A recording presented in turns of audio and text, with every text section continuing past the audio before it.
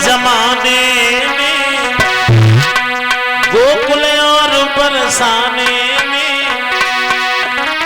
ऋषि मुनि जिने शीस झुकाते, कृष्ण बिके तुई आने में।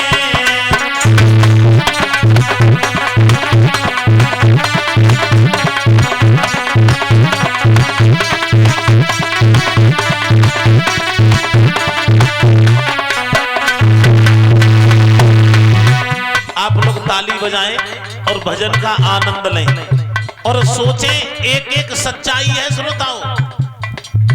मैंने बहुत गौर किया तब लिखा।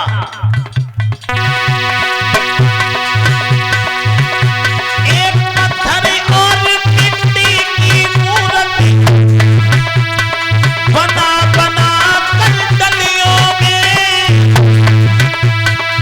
यशोदा के कृष्ण कन्हैया बिके हाट और गलियों में।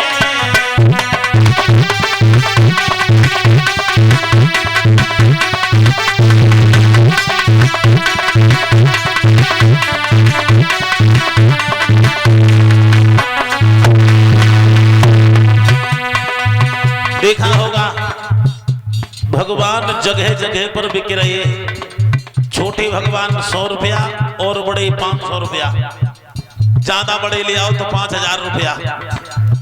यहां भी मंच पे ठाकुर जी बैठे हैं। लेकिन अब एक नया ट्रेंड है माताओं, तब मैंने ये गीत लिखा। नया ट्रेंड ये चलना है कि अब हर घर में ठाकुर जी को बच्चा माना जा रहा है। शाम को माताएं सुलाती। अब सच बताना माताओं, कहूं तुम्हारे सुलाने से भगवान हकीकत में सोए गए तो जो संसार को कोई बचाने वालों है, सोचो। और जिस ईश्वर ने हमें तुम्हें भोजन दिया है, उसी को हमारी माताएं भोजन करा रही। खाओ लड्डू गोपाल खाओ। अगर भगवान खान लगे तो पूर्ति नहीं डाल पाओ। हाँ एक चीज है, मैं ये नहीं कहता हूं भगवान को मत मानो, मानो। कहां मानो? हृदय के अंदर। अगर हृदय में ईश्वर बसा है, इससे अच्छा कोई मंदिर ही नहीं है। भगवान रखो। अब देखो ठाकुर जी महाराज गर्म कपड़ा पहने हैं।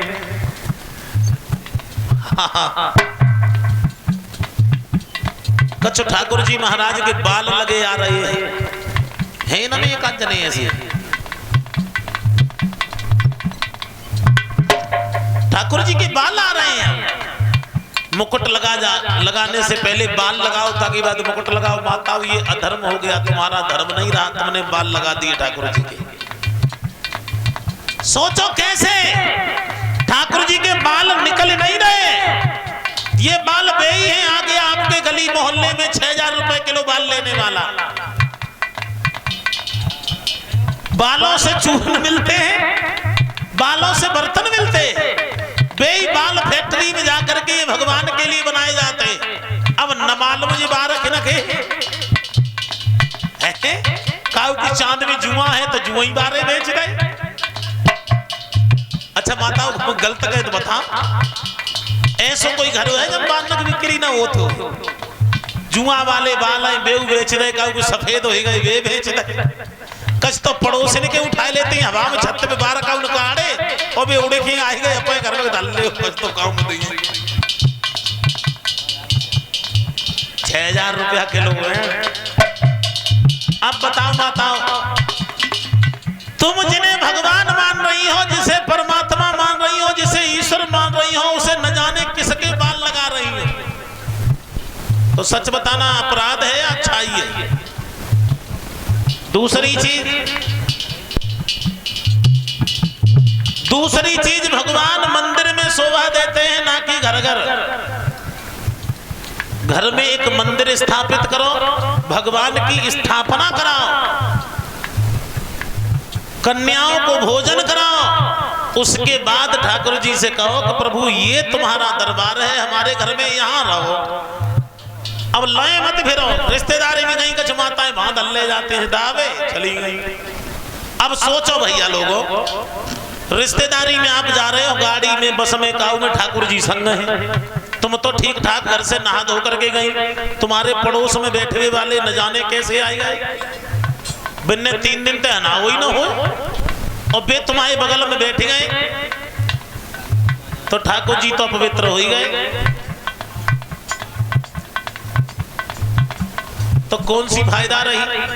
दूसरी चीज, मान लीजिए आप जा रहे हैं, कथा पंडाल में ही आ रहे हैं, घर से अपने मन से साफ सुथरे स्वच्छ होकर चले, स्नान ध्यान बनाकर, क्या पता रास्ते में किसी बच्चे ने पेशाब कर दिया हो, तुम उसको नांग के निकले आए, बात बिगड़ गई। अगर हम और आप पवित्र हो जाएं तो फिर स्नान करके पवित्र हो सकते हैं, लेकिन भगवान को एक बार खंडित कर दिया तो कितना बड़ा अपराध है। इसलिए वहीं पर गौर करें।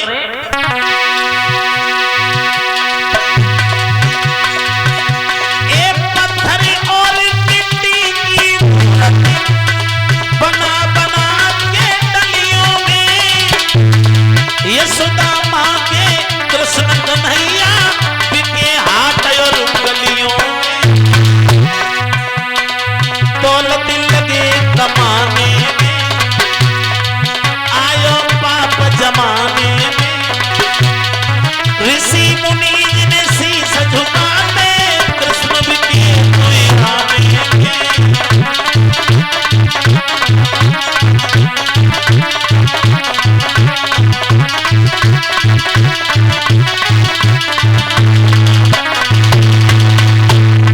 दूसरी पंक्ति में लिखा, सत्य न्याय की राह कचहरी, धर्म का नहीं ठिकाना है। बात गौर करें, दूसरी पंक्ति में लिखा, सत्य न्याय की राह कचहरी, धर्म का नहीं ठिकाना है। रामायण महाभारत छोड़ी, पूजा सिर्फ बहाना है। पूजा में केवल दिखावा है, मन की पूजा नहीं है, तन की पूजा है। और ये भी बात हकीकत है, जो दोषी हैं वो आज भी खुलेआम घूम रहे हैं, और जो बेचारे कमजोर हैं, निर्दोष हैं, वो बेचारे सजा काट रहे हैं। माफ करना वकील साहब, अगर बढ़िया वकील मिल जाए तो 302 वाले भी बाहर हो जाते, और जिनके पास में कुछ नहीं, जिन्होंने जिंदगी में कभी एक मुसटिया ना मार पाई, वे सजा काट रहे हैं। सत्य न्याय की राह कचहरी, धर्म का नहीं ठिकाना है। रामायण महाभारत छोड़ी, पूजा सिर्फ बहाना है। सुमित कहे क्या थाने में, निर्दोष बंद है थाने में। सुमित कहे क्या गाने में, निर्दोष बंद है थाने में। ऋषि मुनि जिन्हें शीश झुकावे, कृष्ण बिके हुए